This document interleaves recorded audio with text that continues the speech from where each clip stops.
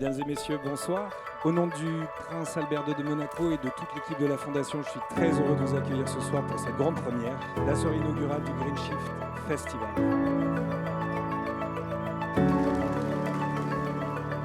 Chacun a sa façon, dans son domaine, qui explique simplement les choses et qui rendent les choses accessibles.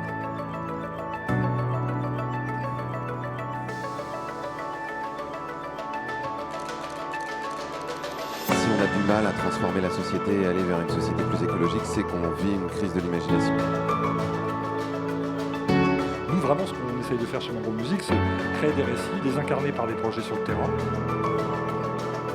Le mouvement On est prêt pour le définir très rapidement, c'est un mouvement de mobilisation citoyenne sociale. Il se passe des tels prodiges dans les jardins là, qui sont derrière nous, dans la mer aussi derrière nous. En fait, ça, c'est déjà des récits de ce qui est existant. Bienvenue à cette deuxième soirée du Green Shift Festival. Corail stresse en fait à cause de ce réchauffement climatique, elle perd ses couleurs et petit à petit il perd la vie.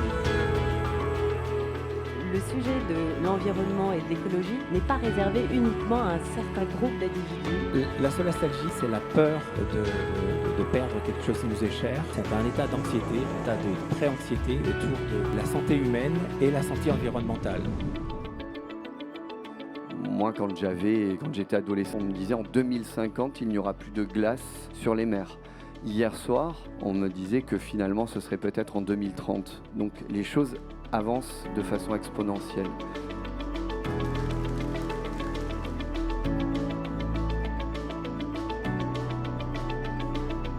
Ce soir, c'est la jeunesse qui va nous parler.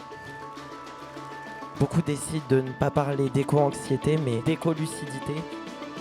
Un discours des ennemis de l'écologie, c'est de dire attendez, les écolos ils vont tout vous prendre. C'est pas vrai, au contraire, on va tout vous donner.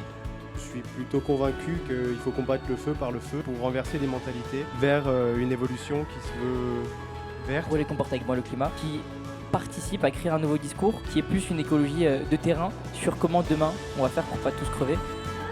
Comment on fait commun? Qu'est-ce qui nous lie tous? C'est notre habitat.